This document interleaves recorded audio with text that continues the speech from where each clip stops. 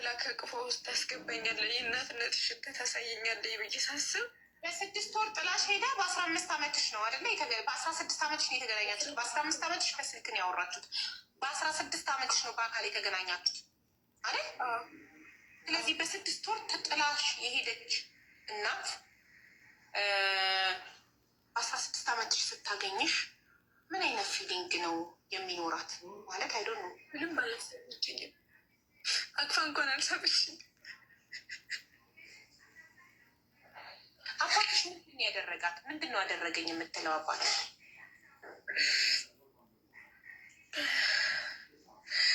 አባቴ ሌላ ሰው ማለት በሷ ራስ ሆና ሌላ ሰው ጋር ሄዶባታል መሰለኝ እና በድሏታል።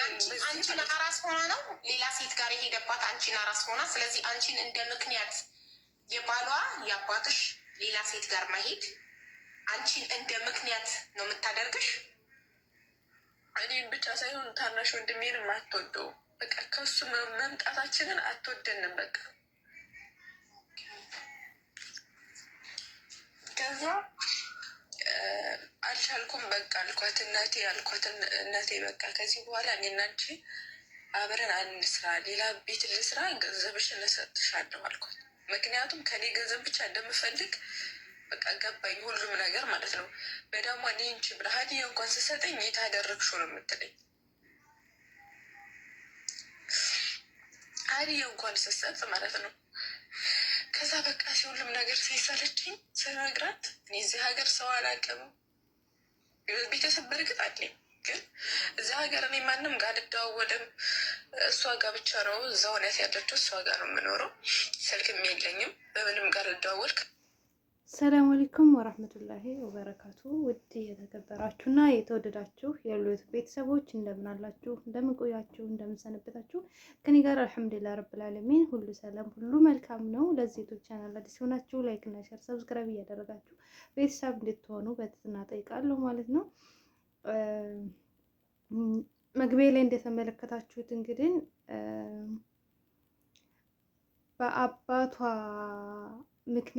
በአባታቸው ምክንያት እናታቸው ከፋችባቸው እና ታሪኳ በጣም የሚያሳዝን ነው። እኔ አሁን በዚህ ላይ መልእክት መናገር የምፈልገው ነገር ቢኖር አንድ ሰው ሊበድላችሁ ይችላል፣ የትዳር አጋራችሁ ሊበድላችሁ ይችላል። ነገር ግን እዚህ ጋር ልጆች ምንም የሚያውቁት ታሪክ የለም። ባልሽ በድሎሽ ልጆችሽን የምበድይ ከሆነ አንቺ ምኑን እናት ትሆኛለሽ? እና እኔ ለመጀመሪያ ጊዜ እንደዚህ አይነት ስሰማ፣ ምክንያቱም እኛ ኢትዮጵያኖች በልጆቻቸው የእኛ እናቶች የማይደራደሩ ናቸው። በልጆቻቸው ማለት ነው። እየተበደሉ ለልጆች ስል ነው የምኖረው፣ ባሏ እየባለገባት እያወቀች ነገር ግን ለልጆቿ ስትል የምትኖር እናት አለች። እነዚህ እናቶች ባሉበት ደግሞ እቺ ልጅ በ6 ወሯ ጥላት ሄዳ አረብ ሀገር ጥራት ሄዳ በ6 ወሯ የ16 ዓመት ልጅ ሆና በባህር ሳዑዲ አረቢያ ገብታ አረቦቹ ቤት ተቀብላት ምንድነው ያለችው? ልጄናን ለማለት አፍራ ምንድነው ያለችው? የእህቴ ልጅ ናት። እዛ ላይ ትደበድባታለች፣ ትሰድባታለች፣ ታንጓጥጣታለች። ማንን? ልጇን። እኛ የወላጆቻችን ሀቅ እንዳለብን ሁሉ ልጆች ደግሞ እኛ የወላጆቻችን ሀቅ እንዳለብን ሁሉ ቤተሰቦቻችን ደግሞ የኛ የልጆቻቸው ሀቅ አለባቸው። የልጆቻቸው ሀቅ አለባቸው። እንደዚህ አይነት ነገር ካለ እንደው እባካችሁ በልጆቻችሁ ላይ የፈለገ ነገር ቢሆን ባላችሁ የፈለገ ነገር ሊበድላችሁም ሊያደርጓችሁም ይችላል። እሱን ወደ ጎን ነው መታ ያለባችሁ። ለልጆቻችሁ አንዲትና ለልጆቿም ዋጋ መክፈል ያለባትን ዋጋ ትክፈል። ምክንያቱም ዛሬ የዘራችሁትን ነው ነገ የምታጭዱት። ዛሬ እኔ በልጆቻችሁ ላይ ዛሬ መልካም ነገር ከዘራችሁ ነገ የዘራችሁትን መልካም ነገር ነው የምትሰበስቡት። ነገ በልጆቻችሁ የምትጦሩት፣ ልጆቻችሁ የሚንከባከቧችሁ፣ ልጆቻችሁ እናቴ እናቴ እናቴ ህይወቴ ናት ብለው የሚኮሩባችሁ ምን ስትሆኑ ነው? ጠንካራ እናት፣ ልጆቻችሁን ወዳድ ስትሆኑ ነው። ዝም ተብሎ አይደለም። እኔ እናት በቃ የእዝነትን ጥግ የፍቅርን ጥግ የምታውቁት እናት ላይ ነው። ማንም ሰው ጥሏችሁ ይሸሻል። ወንድምን በሉት እህትን በሉት ማንም በሉት ስትሳሳቱ የራስሽ ጉዳይ ብሎ ነው አናፍጦች ጥሎሽ የሚሄደው።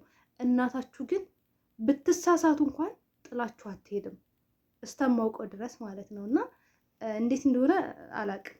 አላሁ አለም ብቻ አላህ ስብሐነሁ ወተዓላ እንደው የራህመት ልባችን ላይ ያለውን ራህመት አያወጣብን።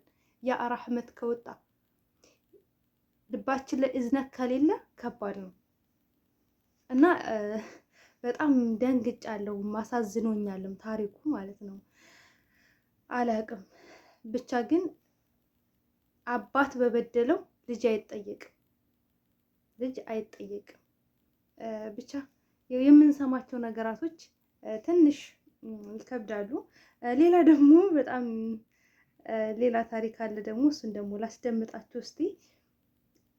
ምንም አልፈልግም። እሷም ባል የተሰረቀዋ እህታችን በጣም የሚያስቅም ግን የሚያሳዝንም ታሪክ አለው። ባሏ እንዴት ተሰረቀች ልትሉ ትችላላችሁ። እንደገና ደግሞ ባል ብቻ ሳይሆን ብርም ጭምር ነው። ባሏም በጓደኛዋ ነው የተዘረፈችው ማለት ነው። እኔ በነገራችን ላይ አላቅም። ነገር ግን ፍቅረኛችሁም ይሁን በፍቅረኛ የሚለውን ነገር አልደግፈውም። ሲጀምር ስደት ዓለም ላይ መጥተን እኛ ባናገባ እኛ ባል ባይኖረን እንሟሟለን እንዴ? አላቅም፣ እንዴት እንደሆነ አላቅም። አንድኛችን ከአንድኛችን ታሪክ አንማርም። በቃ ሁልጊዜም እየዬ ሁልጊዜም እህህ ነው። አንዷ ከአንዷ ታሪክ አትማርም።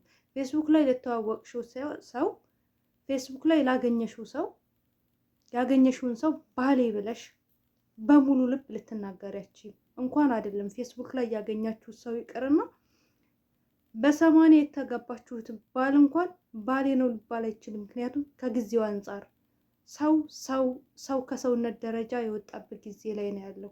ማንም እየታመነ አይደለም። ስለዚህ በሶሻል ሚዲያ አገኘሁት በቃ ህልሜ ተሳካልኝ ብላችሁ ይሆንልኛል በቃ ከስደት ልገላገል ነው ብላችሁ ብር አንስታችሁ እንካ አትበሉ። ምክንያቱም እናንተ ተሳካልኝ ስትሉ እሱ ደግሞ ነገ እናንተ እንደምታስቡት ሊያስብላችሁ ይችላል። አሁን እቺ 275 ሺህ ብር ተበልታ ነው። 275 ሺህ ብር በምን የተዋወቀችው? መጀመሪያ ላይ የተዋወቀችው በምንድን ነው? በፌስቡክ ያስተዋወቃት ደግሞ እሷ ፌስቡክ ላይ የተዋወቀችው ሌላ ልጅ ማለት ነው። ያ ልጅ ባል ትፈልጊያለሽ አላት። አዎ እፈልጋለሁ አለችው። ፌስቡክ ላይ ያስተዋወቃት ማንን? ጓደኛ ቤስት ጓደኛ ያለ አላት። እሺ አለች። አስተዋወቃቸው፣ ፍቅር ጀመሩ። ከዛስ ከፍቅር ከጀመሩ በኋላስ ምን አደረገች እች ልጅ? ጓደኛዋን አስተዋወቀችው። ከዛም በኋላ ቦታ እንግዛ ቦታ ተገኝቷል አላት። ጓደኛዋን አስተዋወቀችው፣ ሴት ጓደኛዋን ማለት ነው። ሴት ጓደኛዋን አስተዋወቀችው። ከዛ ከሴት ጓደኛዋ ጋር መግባባት ማውራት ጀመሩ። የጀነጀነችው ልጅ ደግሞ ወታደር ነው። ከዛም በኋላ ቦታ ተገኝቷል እና ቦታ ተገኝቷል ስንት ነው ስትለው 250 ሺህ ብር እስከ 275 ሺህ ብር ይላታል። እሺ ትልና ከእህቷ ተበድራ ያንን ብር አሟልታ 270 ሺህ ብር ጀባ ትለዋለች። እሺ ብሩ እጅ ገባለት ሰውየው። ጠይብ ብሩ እጁ ካገባለት በኋላ ምን ይሆናል? ከዚችኛዋ ካስተዋወቀችው ጓደኛዋ ጋር ያወራል። ምን በፍቅር ያው ሪሌሽን ውስጥ ይገባሉ። በፍቅር ማለት ይቺ ልጅ አታውቅም። ይቺ ልጅ እያንዳንዱን ነገር ትነግራታለች። በቃ እንደዚህ ነው፣ ስለ ሁሉም ነገር ታወራታለች። የትኛዋ? ይቺ ብር ላኪዋ ማለት ነው። ስለተዋወቀችው ስለ ፍቅረኛዋ ታወራታለች ለጓደኛዋ። ጓደኛዋ እያዳመጠች ግን እሷ በጎን ስራዋን ትሰራለች። ከዛስ መጨረሻ ላይ ከዛ ሌላኛዋ ጓደኛዋ ትነግራታለች። እንደዚህ እየሆነ ነው ትላታለች። እንደዚህ እያደረገች ነው፣ አንቺ ነሽ እየተጎዳሽ ነው ያለሽው፣ እንደዚህ እየሆነ ነው። እሷ እና እሱ ግን ሪሌሽን ውስጥ ገብተዋል ምናምን ስትላት ከዛ አላምንም አልሰማም ወሬ ነው ትላታለች። ከዛም በኋላ ትጠይቃታለች። አዎ ገብተናል አይፈልግሽም፣ አንቺን አይፈልግሽም ትላታለች። ከዛ እሱንም ትጠይቀዋለች። አልፈልግሽም ይላታል። ምክንያቱም ብሩ ነው ተልኮለታል። ከዛም በኋላ እሷን ነው የምፈልገው አንቺን አልፈልግሽም ይላታል። ከዛ እንደዛ ሲላት ታብዳለች እች ልጅ።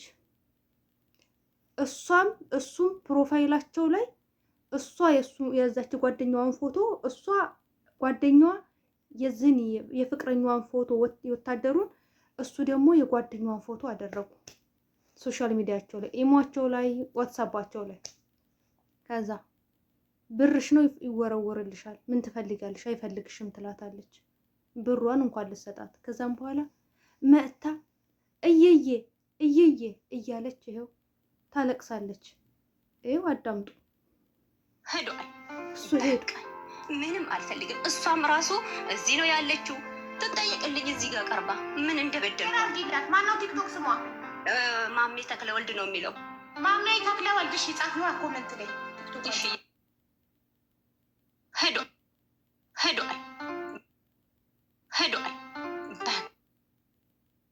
እሱ ያታልለኛ ላይ ይሆናል። እሱ እኔን ከመረጠ ለምን ወደ እሷ ይሄዳል? እሱ ብሬን ነው የፈለገው። በቃ ብሬን ነው የወሰደው። በቃ ለብሯ ነው እኮ ያበደው ይመስለኛል። ቦታ አገኘን እኮ አለኝ። ቦታ አለ እኮ እንደዚህ ድንጋይ ነገር ራሱ ጥዬ ነበር ያኔ ወደ ስደት የመጣው። ኢትዮጵያ ላይ የሚኖር ቢሆን ኖሮ እኔ ሲጀመር ብር አልክበትም ነበር። እንደኔ ስደተኛ ነው እውነተኛ ሰው መስሎኝ ነው እንጂ ማለት ነው። ከዛ አጎቴ ይገዛል እኮ እስከ ስንት ይገኛል ብዬ ስለው ጊዜ እስከ 250 ሺህ እስከ 275 ሺህ ምናምን ይገኛል። ስለ እሺ ልካለው አልኩት። እሺ እህቴን ለንደን ነው ያለችው እህቴ ማለት ነው 100 ሺህ ብር አበድሪ መስትዬ አልኳት። እህቴ ማለት ነው እሺ አለች። ምን ያደርግልሻል አለችኝ። ወንድ ልታስበይ ነው እንዲ አለችኝ። እንደዚህ ነው ያለችኝ። መስትዬ እንደዛ አይደለም ቦታ አግኝቼ ነው ልገዛ ነው አልኳት። እሺ ብላ 100 ሺህ ብር አንስታ ያቃል እሱ ራሱ ላከችልኝ እህቴ ማለት ነው። ከዚህ ደግሞ ጨማምሬበት ማለት ነው ያለውን ማለት ነው እየራበኝ ሀብዬ እዚህ ቤት ደልቶኝ አይደለም የምኖረው ይሁን እየተቸገርኩ ማለት ነው። አንስቼ ያችን ቦታ እንግዛ እውነት መስሎኝ ነው እኮ ሀብዬ ተሸወርኩ እኮ ሀቡ ተሸውጄ ነው። አዎ እውነት መስሎኝ ነው። እሺ አቦትያው መስሎኝ ነው።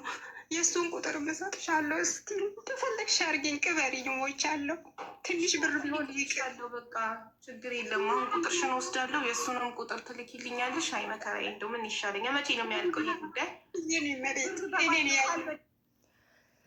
እንግዲህ ልጅቷ በጣም ታሳዝናለች። ልጅቷ የምታሳዝነው በብሩ ሳይሆን በጓደኛችሁ በራሳችሁ ሰው መከዳት የምር ያማል። ከምንም በላይ ልብም ይሰብራል።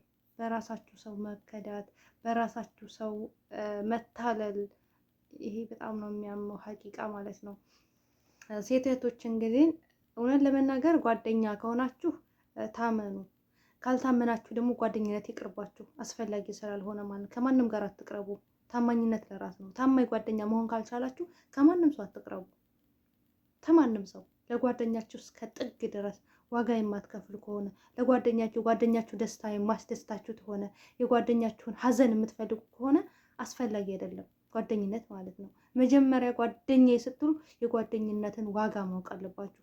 የጓደኝነትን ጥግ ማወቅ አለባችሁ። ጓደኛ መሆን ሳትችሉ በጓደኛ የተበደልኩኝ አትበሉ። ጓደኝነት እንደዚህ አይደለም።